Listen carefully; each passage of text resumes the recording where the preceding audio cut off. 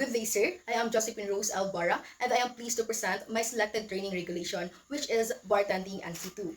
This presentation highlights the core components essential for delivering a high-quality training program. This include the Training Needs Analysis or TNA forms, which help identify the specific skills and knowledge required by aspiring bartenders. Also, we have Training Plan, which outlines the course, spaces, and structures, learning objectives, and instructional methods tailored to the bartending professions. We have also training facilities list or checklist, ensuring that all bar tools, equipment, and learning pieces meet industry standards. The trainee's record book used to track attendance, module completion, and trainer feedback. And the trainee's progress sheet, which monitors each element, ensure that the program is comprehensive, practical, aligned with tested standards for bartending excellence. So first, we have Training Needs Analysis, TNA form. So Training Needs Analysis in Bartending NC2 identifies the specific competencies that learners must develop to meet TESDA's national standards. It evaluates current skills levels in areas such as cocktail preparation, bar setup, sanitation, and customer service. Though through observation, performance assessment, and feedback, instructors determine which units of competencies need to reinforcement, whether it's improving mixing techniques, mastering portion control, or enhancing communication skills. This ensures that the training program is responsive to actual learner needs and industry expectations. And also, we have training plan. So the training plan outlines the structured delivery of the bartending NC2 curriculum. It includes the schedule of competencies, learning objectives, instructional methods, examples that the demonstrations, simulations, and hands-on practice, and assessment tools. For example, the plan may allocate time for mastering shaking and stirring techniques, preparing standard drinks, and practicing bar etiquette. It aligns with TESDA's competencies-based training or the CBT approach, ensuring that the learners progress through modules like prepare and mix cocktails and provide wine service in a logical, skill-building sequence. Also, we have list of facilities. Facilities for bartending NC2 training must support practical, hands-on learning. So this include a fully equipped bar laboratory with counters, sinks, and tools.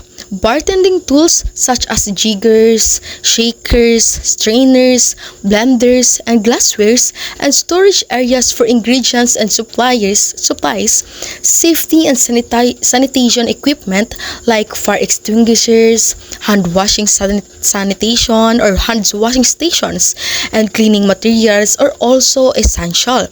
These facilities simulate a real bar environment, allowing learners to practice in conditions that reflect actual workplace settings. So, as you can see in our record book and bartending NC2 context, in the record book serve as a formal log of each trainee's progress throughout the bartending NC2 program. It documents attendance, completed task, competencies assessment, and instructor feedback. So each entry corresponds to a unit of competency, such as a clean bar areas or operate bar equipment. So this tool helps both instructors and learners monitor development, identify strengths and weakness, and ensure that all required competencies are being addressed. So of course, we have progress sheet. So the progress sheet tracks the learner's mastery of each competencies in the bartending NC2 qualification. It includes checklist or rubrics aligned with TESDA standards, assessing performance in areas like portion control, mixing accuracy, hygiene practices, and customers interaction. Instructors are used to provide targeted feedback and guide learners toward certification of readiness. For students, it offers a clear view of their own growth and helps them focus on areas that need or needing improvement.